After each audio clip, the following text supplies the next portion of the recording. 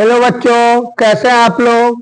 तो चलिए फिर से स्वागत है आपका बीएन प्रसाद मैथमेटिक्स के यूट्यूब चैनल में। तो आइए मैं आपको आज चैप्टर 4 पर आधारित वस्तुनिष्ठ प्रश्न को बताने जा रहा हूँ। तो सबसे पहला जो क्वेश्चन है कि निम्न में कौन कार्बन का अपरूप या बहुरूप है। तो मैंने आपको कार्बन चैप्टर पढ़ाते समय बताया है कि कार्बन एक से अधिक रूपों में पाया जाता है, जिसे कार्बन का अपरूप या बहुरूप कहते हैं। तो कार्बन के 3 अपरूप है, हीरा, ग्रेफाइट और फुलेरीन। तो यहाँ ऑप्शन ए में है हीरा, 2 में ग्रेफाइट, 3 में फुलेरीन और डी में है सभी। तो इसमें सभी के सभी क्या है, कार्बन का अपरूप है, इसीलिए आंसर आपको डी बिल्कुल सही जवाब है। दूसरा क्वेश्चन कहता है कार्बन की संयोजकता होती है, मतलब कार्बन की संयोजकता कितनी है। तो आप जानते हैं कि कार्बन की परमाणु संख्या कितना है, 6। तो 6 में से हीलियम उससे पहले अक्रिय गैस है, उसको घटा देने के बाद 4 बचता है, इसलिए कार्बन की संयोजकता कितनी होती है, 4 होती है। तो ऑप्शन ए में है 4, बी में 3, सी में 2, डी में 1। तो ऑप्शन नंबर ए बिल्कुल इसका सही जवाब है। अगला जो क्वेश्चन है तीसरा कि ब्यूटेन के कितने समावयवी होंगे। तो आप जानते हैं कि ब्यूटेन का सूत्र जो होगा C4H10 होगा। तो उसको 2 तरीके से लिखा जा सकता है। एक तो नॉर्मल चेन के रूप में सभी C को लिख के और H को लिख करके नॉर्मल ब्यूटेन होगा, और एक शाखा के रूप में 3 C को लिख करके और बीच वाले C में अगर CH3 जोड़ देते हैं तो वह 2 प्रकार से निरूपित हो सकता है। तो इसलिए ब्यूटेन की 2 समावयवता संभव है, इसीलिए ऑप्शन नंबर ए बिल्कुल सही जवाब। अगला है 4, क्वेश्चन नंबर 4 कहता है कि एलपीजी के मुख्य अवयव क्या है। एलपीजी जो हम लोग गैस उपयोग करते हैं खाना बनाने के लिए, तो वो एलपीजी का मुख्य अवयव जो है ब्यूटेन होता है या आइसोब्यूटेन होता है। तो यहाँ ऑप्शन में फर्स्ट में है ब्यूटेन, दूसरा है मेथेन, तीसरा प्रोपेन और चौथा एथेन। तो इसमें ये सभी का प्रयोग किया जाता है, लेकिन ब्यूटेन इसका मुख्य अवयव है, अधिक मात्रा में ब्यूटेन रहता है, इसलिए ऑप्शन नंबर ए इसका बिल्कुल सही जवाब है। अगला क्वेश्चन 5 कहता है कि मेथेन के अणु का आकार कैसा होता है। मेथेन का सूत्र CH4 जो होता है, तो उसका आकार किस प्रकार का होता है। तो ऑप्शन ए में है चतुष्फलकीय, बी में है अष्टफलकीय, सी में है एक रैखिक और डी में है वलय। तो इसका चतुष्फलकीय, कैसा मेथेन का अणु का आकार होता है, चतुष्फलकीय, इसलिए ऑप्शन नंबर ए बिल्कुल सही जवाब। क्वेश्चन नंबर 6 कहता है कि एथिलीन का मतलब C2H4 जिसमें डबल बंधन है, एथिलीन का IUPAC नाम क्या है। तो एथिलीन जो नाम है आपको साधारण नाम है, और इसका IUPAC नाम जो है एथीन होता है, इसलिए ऑप्शन नंबर बी बिल्कुल सही जवाब है। अब आपका जो है क्वेश्चन नंबर 7 कहता है कि ethyne H bond C triple bond C bond H में सिग्मा बंधन तथा पाई बंधन की संख्या कितनी है। तो देखिए यहाँ एक टेक्निक समझिए कि यहाँ पर एथाइन में कह रहा है सिग्मा बंधन और पाई बंधन, कभी कह देगा आपको एथीन में सिग्मा बंधन और पाई बंधन, कभी मेथेन में कह देगा सिग्मा बंधन और पाई बंधन क्या है।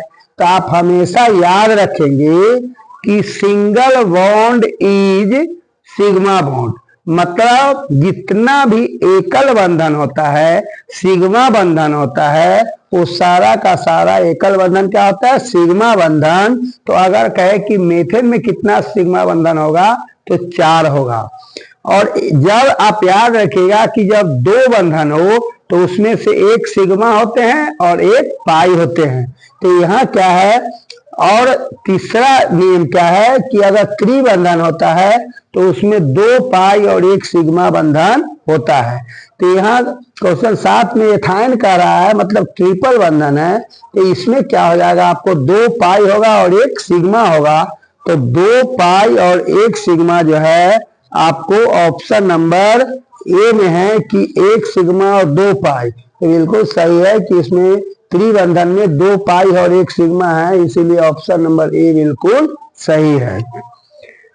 क्वेश्चन नंबर 8 कहता है कि मेथेन CH4 में सिग्मा तथा पाई बंधन की संख्या कितनी है।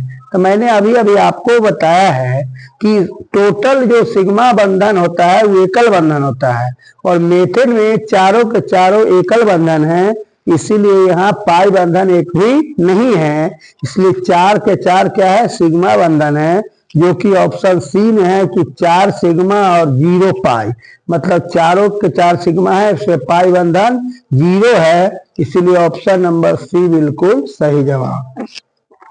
अगला क्वेश्चन कहता है 9 कि एथिलीन में, मतलब एथिलीन में C2H4 मतलब एथिलीन है डबल बंधन, तो इसमें 1 सिग्मा और 1 पाई होंगे।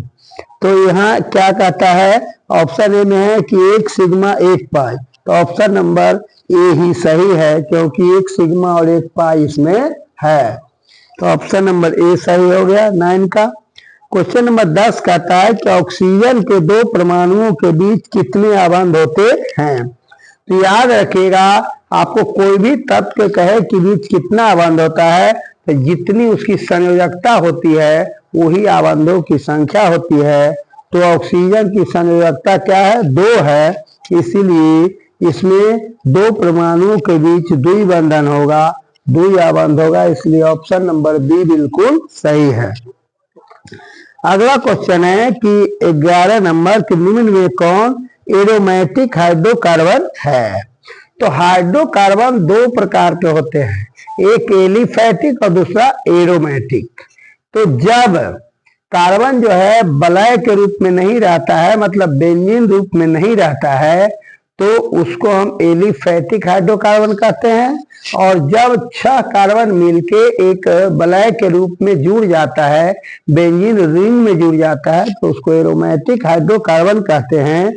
तो यहाँ पर C6 और H6 जो है एरोमेटिक हाइड्रोकार्बन हो जाएगा, इसलिए ऑप्शन नंबर सी इसका बिल्कुल सही जवाब है। अब आपको आगे क्वेश्चन कहता है 12 कि निम्न में कौन सा संयोजक यौगिक है। तो मैंने आपको बंधन 3 प्रकार के बताया था। एक होता है कि विद्युत संयोजी बंधन, जब इलेक्ट्रॉनों के आदान प्रदान से बंधन बनते हैं तो उसे हम आयनिक यौगिक कहते हैं, या मतलब विद्युत संयोजी यौगिक कहते हैं। और जब इलेक्ट्रॉनों की साझेदारी से बंधन बनता है तो उसे हम सहसंयोजक यौगिक कहते हैं।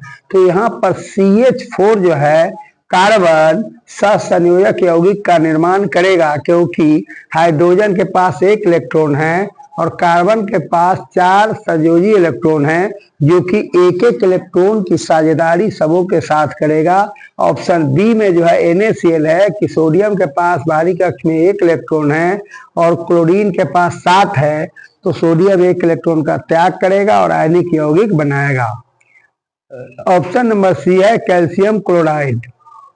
तो कैल्शियम के पास 2 संयोजी इलेक्ट्रॉन है, जो कि क्लोरीन के पास 7 है, तो 2 क्लोरीन लेने वाला है, इसलिए दोनों त्याग कर देगा और यहाँ भी आयनिक यौगिक बनेगा।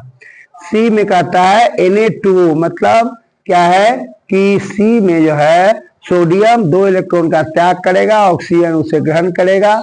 तो यहाँ पर 3 में जो है A, B, C और D, ऑप्शन डी में भी आयनिक यौगिक हो गया, सी भी है, बी भी। तो ऑप्शन नंबर ए जो है बिल्कुल सही जवाब है, मेथेन सहसंयोजक यौगिक है। अब 13 नंबर क्वेश्चन कहता है कि ईंधन के रूप में किस यौगिक का इस्तेमाल किया जाता है। पहला नंबर में आपको दिया हुआ है मेथेनॉल, दूसरा है C3H7OH मतलब प्रोपेनॉल, सी में है C2H5 bond OH ethanol, D में है C4H9 बॉन्ड OH ब्यूटेनॉल। तो एथेनॉल का व्यवहार ईंधन के रूप में किया जाता है। क्या है कि मैं आपको जो चैप्टर पढ़ाया हूं तो बताया हूं कि उसमें कुछ देशों में मतलब 80% एल्कोहल और 20% उसमें पेट्रोल को मिला करके ईंधन के रूप में इसका एथेनॉल का इस्तेमाल किया जाता है, जो कि एथेनॉल क्या है, ईंधन में काम करता है।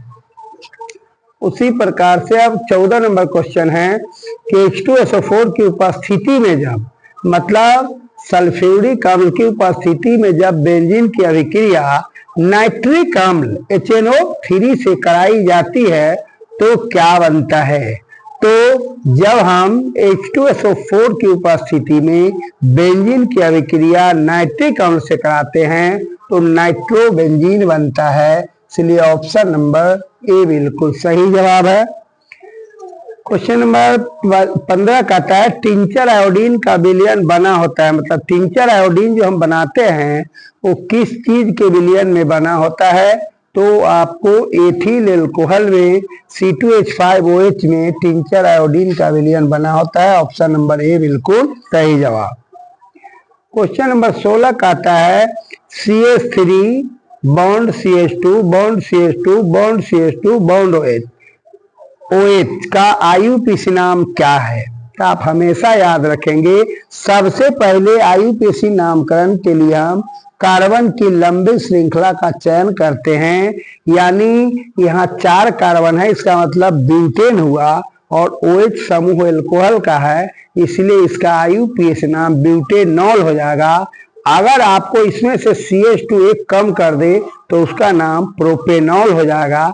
अगर एक और CH2 कम कर दे मतलब CH3 CH2OH लगा दे तो इसका नाम एथेनॉल हो जाएगा। और अगर CH3 में केवल OH लगा दिया जाए तो उसका नाम मेथेनॉल होगा। इस प्रकार से किसी भी यौगिक का IUPAC नामकरण आप आसानी से कर सकते हैं। तो दी गई जो है सूत्र है आपको ब्यूटेनॉल का सूत्र है, इसलिए ऑप्शन नंबर डी बिल्कुल सही जवाब। क्वेश्चन नंबर 17 कहता है निम्न में कौन कमरे के ताप पर द्रव अवस्था में पाया जाता है। तो पहला है एथेनॉल, दूसरा मेथेन, तीसरा है एथाइन, चौथा एथेन है। तो आप याद रखेंगे कि एथेनॉल एक ऐसा पदार्थ है जो कि साधारण ताप पर आपको द्रव अवस्था में पाया जाता है, इसलिए ऑप्शन नंबर ए बिल्कुल सही जवाब है। क्वेश्चन नंबर 18 कहता है सबसे सरल हाइड्रोकार्बन क्या है। तो सरल हाइड्रोकार्बन, सरल मतलब महकल नहीं, मतलब क्या है कि सिंपल से सिंपल। जैसे ही हम हाइड्रोकार्बन की चर्चा करते हैं तो सबसे पहले उसमें जब कार्बन हाइड्रोजन से यौगिक मिल के बनाता है उसको हाइड्रोकार्बन कहते हैं। इसका सबसे सिंपल सबसे पहला सूत्र जो है CH4 है, इसीलिए सरल हाइड्रोकार्बन मेथेन है, जो कि ऑप्शन नंबर ए में है, बिल्कुल सही जवाब है। आपका 19 नंबर क्वेश्चन जो है कि कार्बन और हाइड्रोजन से बने यौगिक को क्या कहते हैं। मतलब कार्बन और हाइड्रोजन जो मिल के यौगिक बनाएगा उसको हम क्या कहते हैं। तो उसको ए में है आयनिक यौगिक, दूसरा है सहसंयोजक, तीसरा में कहता है हाइड्रोकार्बन। तो हाइड्रोकार्बन बिल्कुल सही जवाब होगा, इसलिए ऑप्शन नंबर सी इसका बिल्कुल सही जवाब है।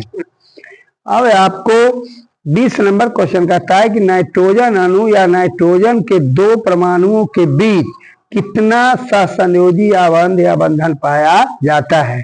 तो मैंने अभी आपको बताया था कि जितना संयोजकता होता है उतना ही बंधन का निर्माण करता है।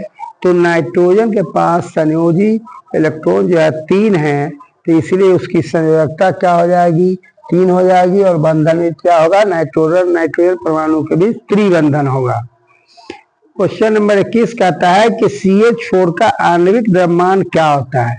तो याद रखेंगे आप कि जब भी आपको आणविक द्रव्यमान पूछेगा तो 1 से 20 तक के कार्बन के बीच जो परमाणु संख्या होता है उसका दुगुना द्रव्यमान होता है।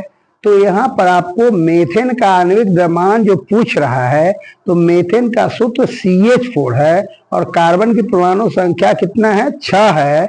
तो एक कार्बन का द्रव्यमान 6 दूनी 12 हो गया। तो 12 एक हाइड्रोजन का द्रव्यमान 1 होता है, तो 4 हाइड्रोजन है तो 4 हुआ। तो 12 4 16, मतलब मीथेन का आणविक द्रव्यमान 16 होगा।